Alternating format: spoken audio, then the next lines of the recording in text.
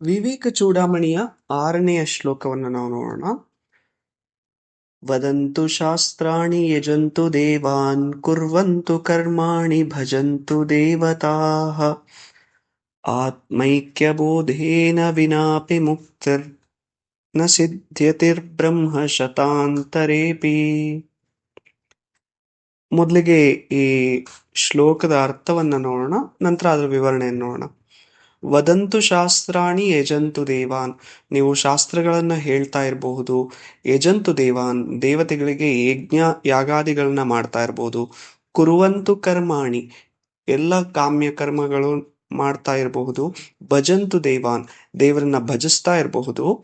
ಆದರೆ ಆತ್ಮೈಕ್ಯ ಬೋಧೇನ ವಿನಾಪಿ ಮುಕ್ತಿ, ಮುಕ್ತಿ ಇಲ್ಲ ಎಲ್ಲಿವರೆಗೆ ಆತ್ಮದ ಬೋಧ ಆಗದೆ ಹೊರತು ಮುಕ್ತಿ ಸಾಧ್ಯವಿಲ್ಲ.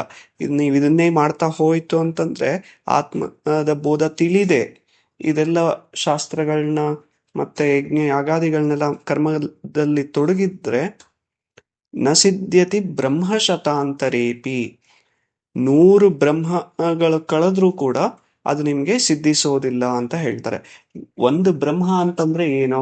ಒಂದು ಬ್ರಹ್ಮ ಅಂತಂದ್ರೆ ನಮ್ಮ ಈ ಒಂದು ಚತುರ್ಯುಗ ಏನಿದೆ, 4 ಯುಗಗಳು, ಆ 4 ಯುಗಗಳು ಒಂದು ಸೇರಿದ್ರೆ ಒಂದು ಮನ್ವಂತರ ಆಗತ್ತೆ. ಹಾಗೆ ಈ ತರ 4 ಯುಗದ 100 ಆದ್ರೆ ಅದಕ್ಕೆ ಬ್ರಹ್ಮ ಅಂತ ಹೇಳ್ತೀವಿ. ಬ್ರಹ್ಮ ಅನ್ನೋದು ನಮ್ಮ ಒಂದು ಕಾಲದ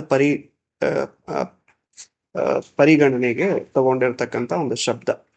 ಸೊ ಇದರಲ್ಲಿ 2 ವಿಷಯ ನಾವು ಗಮನಿಸ್ಬೇಕು. ನಾವು ಸಾಮಾನ್ಯವಾಗಿ ಇಷ್ಟ ಮತ್ತೆ ಪೂರ್ತ ಅಂತ ಹೇಳ್ತೀವಿ.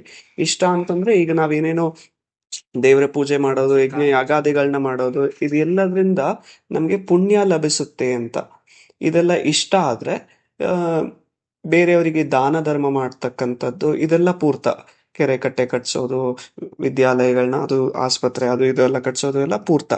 ಇದೆಲ್ಲ ಮಾಡೋದ್ರಿಂದ ಇದನ್ನ ಕಡಿಮೆಯಾಗಿ ನೋಡ್ತಾ ಇಲ್ಲ. ಆದ್ರೆ ಆತ್ಮಬೋಧ ಇದರಿಂದ ಸಾಧ್ಯವಿಲ್ಲ. ಕರ್ಮದಿಂದ ಆಗ್ಲಿ ಅಥವಾ ನಿಮ್ಮ ಉಪಾಸನೆಯಿಂದ ಆಗ್ಲಿ ಇದು ಸಾಧ್ಯವಿಲ್ಲ ಅಂತ ಈ ಶ್ಲೋಕ ಹೇಳ್ತಾ ಇದೆ. ಮುಂದಿನ ಶ್ಲೋಕವನ್ನ ಮುಂದೆ ನೋಡೋಣ.